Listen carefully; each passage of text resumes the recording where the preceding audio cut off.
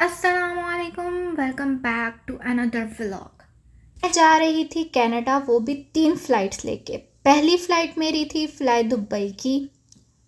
दूसरी फ़्लाइट थी मेरी एमिरेट्स की जो कनाडा टोरंटो में लैंड होनी थी। और टोरंटो से मैंने तीसरी फ़्लाइट लेनी थी एयर कनाडा की जो थंडर बे में लैंड होनी थी।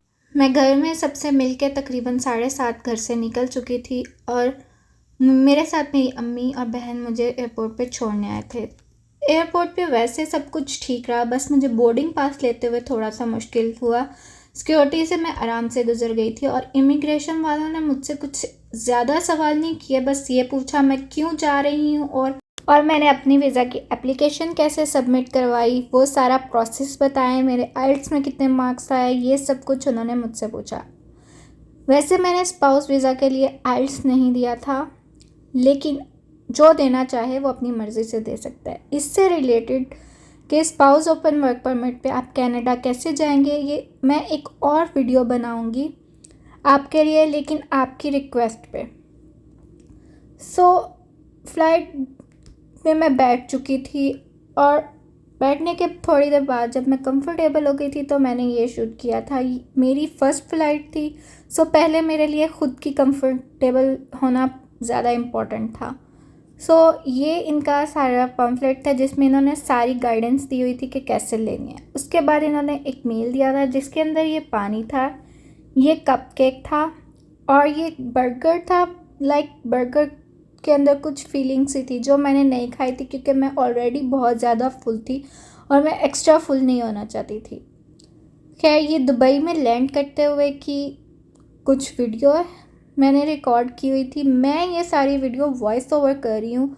मैं कनाडा पहुँच गई थी 2 अक्टूबर को, लेकिन मैंने ये व्लॉग्स बहुत लेट अपलोड किए हैं क्योंकि मैं थोड़ा सा मसरूफ़ हो गई थी।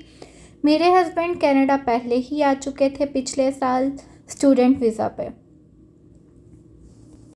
खैर, दुबई पहुंचने के बाद जब लैंड कर गए थे हम लोग, तो उसके बाद मेरे लिए सारा प्रोसेस आसान रहा। मुझे कोई मुश्किल नहीं आई, कैसे बस चेंज करनी है, कैसे गेट चेंज करना है, मुझे कोई मसला नहीं हुआ। और फिर मैंने फ़्लाइट ले ली। फ़्लाइट लेते वक्त कोई भी मुश्किल पेश नहीं आई मुझे दुबई के अंदर, बिल्कुल सब अल्हम्दुलिल्लाह सही सही गुजर गया।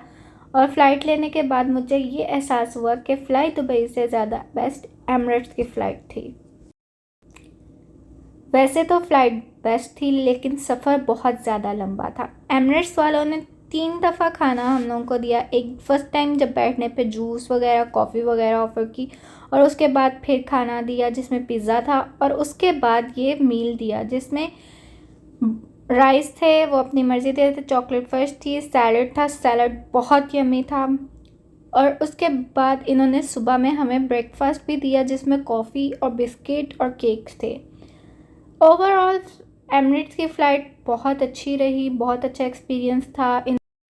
मैं सफ़र के दौरान घर वालों से कनेक्टेड थी, मैंने उन्हें बताया भी, और ये इन्होंने कुछ चीज़ें दी थी हमें। एक बॉक्स था जिसके अंदर ब्रश, टूथपेस्ट और आई कवर करने वाला पैड था, सॉक्स भी थी।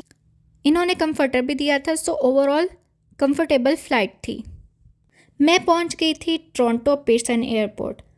वहाँ पे हर जगह एरोज़ के निशान लगे होते हैं, आप उन्हें फॉलो भी कर सकते हैं। अदरवाइज़ वहाँ पे लोग भी खड़े होते हैं जो आपको बता देंगे। वहाँ पे पहुँचने के बाद मैं कियोस्क पे गई। वहाँ पे मैंने अपने डॉक्यूमेंट स्कैन किया, पासपोर्ट स्कैन किया, पिक्चर बनवाई। उससे आगे मुझे भेजा गया इमिग्रेंट की तरफ। इमिग्रेशन ऑफिस में मुझसे सवाल किए गए, मेरे डॉक्यूमेंट लिए गए और उसके बाद मुझे वर्क परमिट दे दिया, और स्टूडेंट्स को स्टूडेंट परमिट मिल रहा था। वहाँ से फ्री होने के बाद मैंने अपना लगेज उठाया और दोबारा से लगेज जमा करवा, और मैंने लिया बोर्डिंग पास एयर कनाडा के थंडर बे के लिए। फाइनली मैं अपनी डेस्टिनेशन पर पहुंच चुकी हूँ। सफ़र बहुत लंबा था, इसलिए मैं अपना व्लॉग यहीं पर एंड कर रही हूँ। Thanks for watching Ramsha's expedition. Don't forget to subscribe, like and press bell icon and comment also. दुआओं में याद रखिएगा। कुछ भी पूछना हो आप कमेंट में पूछ सकते हैं। अल्लाह हाफिज़।